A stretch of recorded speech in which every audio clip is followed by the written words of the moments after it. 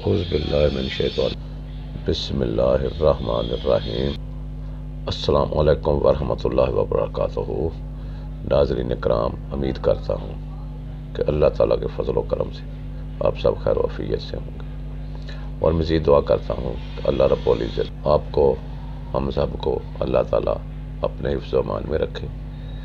ناظرین کرام، آج کی ویڈیو پارہ نمبر 2 آیات نمبر 171 تا 190 سے شروع کی جاتی ہے، اور اس میں یہ بتلایا جائے گا قرآن مجید کا اردو ترجمہ، اور یہ بھی بتائیں گے کہ اللہ رب العزت نے کس وقت، کس مقام پر، کس ٹائم ہمیں حرام کھانے کی اجازت بخشی۔ وہ میں آپ کو آیت بھی بتاؤں گا، وہ کس آیت میں ہے کہ آپ بوقت ضرورت کسی ایسے وقت میں حرام کھا سکتے ہیں۔ میں آپ کو اس قرآن و حدیث کی روشنی، قرآن و فرقان مجید، فرقان حمید کی روشنی میں وہ بھی آپ کو بتاؤں گا، وہ بھی ترجمہ آپ سنیں گے۔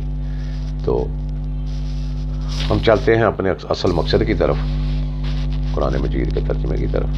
تو اس سے پہلے میری آپ سب سے گزارش ہے کہ اس کو سبسکرائب کریں، اس چینل کو لائک کریں، اور یہ صدقہ جاریہ سمجھ کر ناظرین کرام اس کو آگے شیئر کریں۔ جتنا بھی شیئر کریں گے آپ کو بھی فائدہ ہے، ہمیں بھی فائدہ ہے۔ دنیاوی فائدہ نہ صحیح، عاقبت میں بہت فائدہ ہے، آخرت میں بہت فائدہ ہے۔ یہ ایک صدقہ جاریہ ہے، آخرت میں ہمیں بہت فائدہ ملے گا، اللہ رب العزت اس کا بہت فائدہ دیں گے، جو ہماری سوچ سے بھی کہیں زیادہ ہے۔ ہم سوچ بھی نہیں سکتے کہ اللہ رب العزت اس کے بدلے ہمیں کیا دیں گے۔ تو میری سب سے گزارش ہے کہ اس کو آگے ضرور شیئر کیا کریں، تاکہ مسلمان جو صرف عربی پڑھنا جانتے ہیں، جو بے عربی کا شکار ہو چکے ہیں، وہ اس ترجمے سے استفادہ حاصل کریں اور اس سے فائدہ لیں، اور آپ کو اور ہم کو اللہ تعالیٰ اس کو آگے پہنچانے کی توفیق عطا فرمائے۔ اور دعا کریں کہ اللہ تعالیٰ مجھے اس مشن میں جو میں نے شروع کیا ہوا ہے، اللہ تعالیٰ میری مدد فرمائے، مجھے کامیاب کرے۔ تو آتے ہیں ہم اپنے اصل مقصد کی طرف۔ اعوذ باللہ من الشیطان الرجیم، بسم اللہ الرحمن الرحیم۔ اللہ رب العزت قرآن مجید فرقان حمید میں فرماتے ہیں، یہ آیت نمبر 171 ہے، اور ان کافروں کو ہدایت کی طرف بلانے کی مثال ایسے شخص کی سی ہے جو کسی ایسے جانور کو پکارے جو سوائے پکار اور آواز کے کچھ نہیں سنتا۔ یہ لوگ بہرے، گونگے، اندھے ہیں، سو انہیں کوئی سمجھ نہیں۔ اے ایمان والو، ان پاکیزہ چیزوں میں سے کھاؤ جو ہم نے تمہیں عطا کی ہیں، اور اللہ کا شکر ادا کرو، اور صرف اس کی بندگی بجا لاتے رہو۔ اس نے تم پر صرف مردار اور خون اور سور کا گوشت اور وہ جانور جس پر ذبح کے وقت غیر اللہ کا نام پکارا گیا ہو حرام کیا ہے۔ پھر جو شخص سخت مجبور ہو جائے، نہ تو وہ نافرمانی کرنے والا ہو، نہ وہ حد سے بڑھنے والا ہو، اس پر زندگی بچانے کی حد تک کھا لینے میں کوئی گناہ نہیں، بے شک اللہ بخشنے والا ہے۔ یہ ناظرین وہ مقام ہے، یہ آیت نمبر 173 سورہ بقرہ پارہ نمبر 2 کی، کہ کس وقت حرام کھانا جائز ہے۔ اس وقت جب آدمی زندگی کی بچانے کی حد تک، زندگی بچانے کے لیے وہ کون شخص جو نافرمانی بھی کرنے والا نہ ہو، حد سے بڑھنے والا نہ ہو، گناہ نہیں کرتا، اللہ کی تابعداری کرتا ہے، اللہ کا سب کچھ اللہ کا ہی مانتا ہے۔ تو اگر اس وقت اس کو زندگی بچانے کے لیے اگر یہ حرام بھی کھانا پڑے، تو اللہ رب العزت اس کو یہ معافی دے رہے ہیں کہ وہ حرام کھا سکتا ہے۔ آگے آیت نمبر 174 ہے، بے شک وہ لوگ کتاب تورات کی ان آیتوں کو جو اللہ نے نازل فرمائی ہیں چھپاتے ہیں، اور اس کے بدلے حقیر قیمت حاصل کرتے ہیں، اور جو لوگ سوائے اپنے پیٹوں کے آگ بھرنے سے کچھ نہیں کھاتے، اور اللہ قیامت کے روز ان کے کلام تک نہیں فرمائے گا، اور نہ ہی ان کو پاک کرے گا، اور ان کے لیے دردناک عذاب ہے۔ आयत नंबर 175, यही वो लोग हैं जिन्होंने हिदायत के बदले गमराही खरीदी और मागफरत के बदले अजाब। किस चीज़ ने उन्हें दोज़ख की आग पर सब्र करने वाला बना दिया।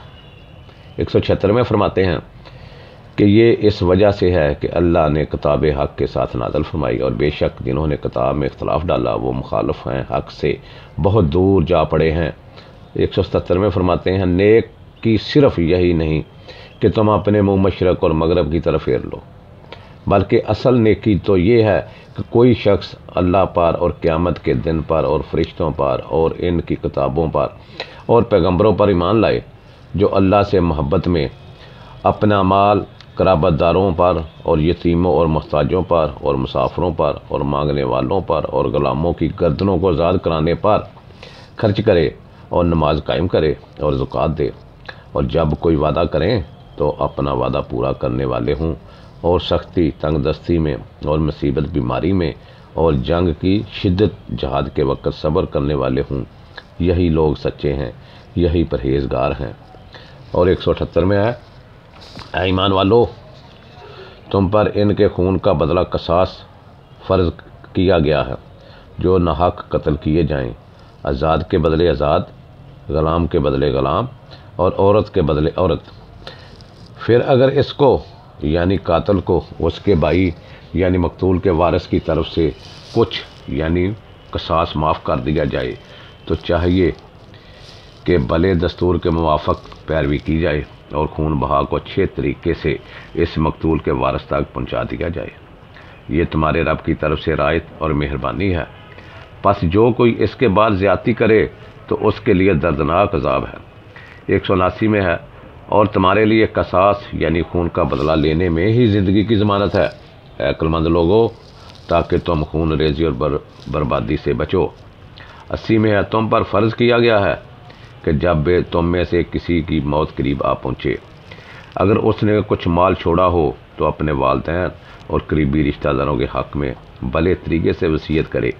ये परहेज़गारों पर लाजम है। 181 में अल्लाह रब्बुल इज़्ज़त फरमाते हैं, फिर जिस शख्स ने इस वसीयत को सुनने के बाद इसे बदल दिया तो उसका गुनाह इन्हीं बदलने वालों पर है। बेशक अल्लाह बड़ा सुनने वाला खूब जानने वाला है। 182 में है, अगर किसी शख्स को वसीयत करने वाले से किसी की तरफदारी या किसी के हक़ में ज़्यादती का अंदेशा हो, फिर उनके दरमियान सुलह करा दे तो इस पर कोई गुनाह नहीं। बेशक अल्लाह ताला नहायत बख्शने वाला मेहरबान है। 183 में है, ऐ ईमान वालो, तुम पर इसी तरह रोज़े फ़र्ज़ किए गए हैं जैसे तुमसे पहले लोगों पर फ़र्ज़ किए गए थे, ताकि तुम परहेज़गार बन जाओ। आयत नंबर 184 में है,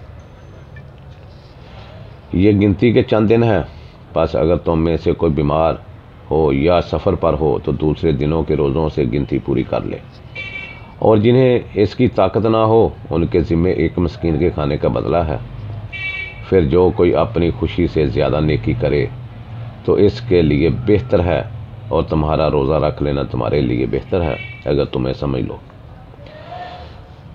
185 में फरमाते हैं, रमज़ान का महीना वो है जिसमें कुरान उतारा गया, वो लोगों के लिए हिदायत है और जिसमें रहनुमाई करने वाली और हक़ व बातिल में इम्तियाज़ करने वाली निशानियाँ हैं।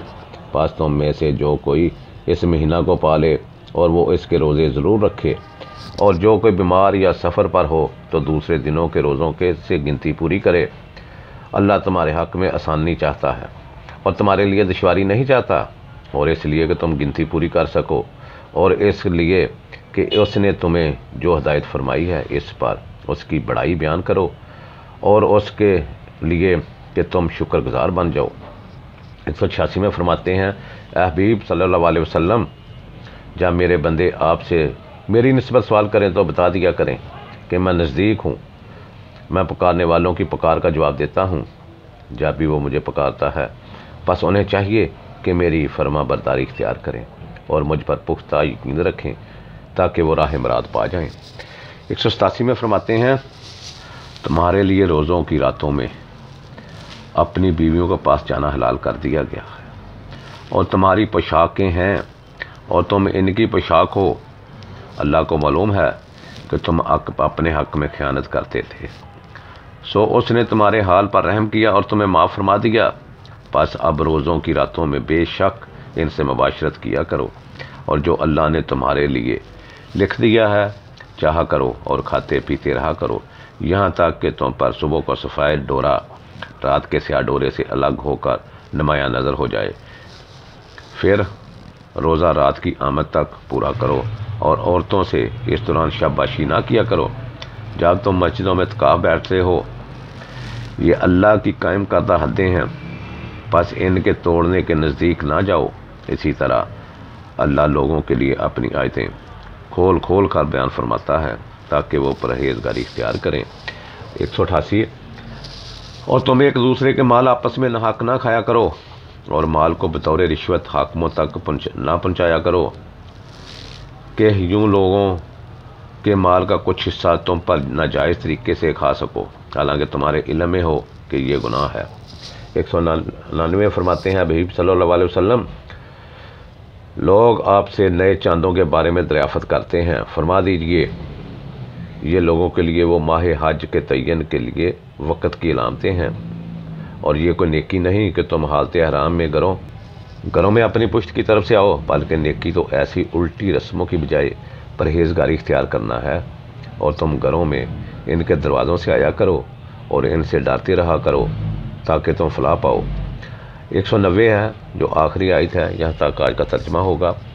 اور اللہ کی راہ میں ان سے دفاتن جنگ کرو جو تم پر جنگ مسلط کرتے ہیں، ہاں مگر حد سے نہ بڑھو، بے شک اللہ حد سے بڑھنے والوں کو پسند نہیں فرماتا۔